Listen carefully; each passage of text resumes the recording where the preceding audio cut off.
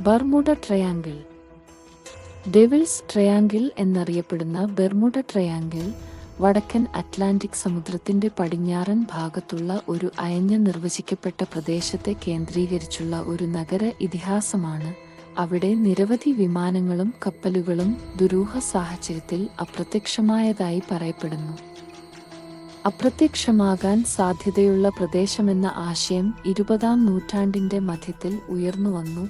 എന്നാൽ മിക്ക പ്രശസ്തമായ സ്രോതസ്സുകളും എന്തെങ്കിലും ദുരൂഹതയുണ്ടെന്ന ആശയം തള്ളിക്കളഞ്ഞു.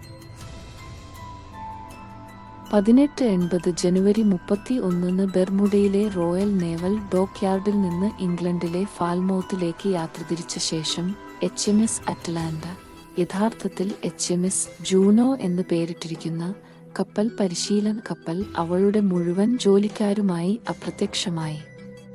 ശക്തമായ ഒരു കൊടുങ്കാറ്റിൽ അവൾ മുങ്ങിപ്പോയി. അവൾ കപ്പൽ കയറി ഏതാനും ആഴ്ചകൾക്കു ശേഷം അവളുടെ റൂട്ട് മുറിച്ചുകടന്നു.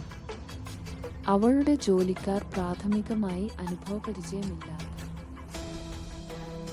ട്രെയിനികളായിരുന്നു എന്നത് ഒരു കാരണമായിരിക്കാം.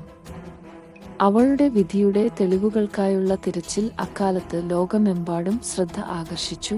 മാർച്ച് 6 ബർമുഡയിലെ റോയൽ നേവൽ ഡോക്ക് യാർഡിൽ നിന്ന് പോർട്ട്സ്മൗത്തിലേക്ക് പുറപ്പെട്ടതിനു ശേഷം സ്ഥാപിതമായ HMS യൂറിഡൈസ് എന്ന പരിശീലന കപ്പലിന്റെ 1878 നഷ്ടവുമായി ബന്ധമുണ്ട്. പതിറ്റാണ്ടുകൾക്ക് ശേഷം നിഗൂഢമായ ത്രികോണത്തിന്റെ ഇരയായി എന്ന് ആരോപിക്കപ്പെട്ടു.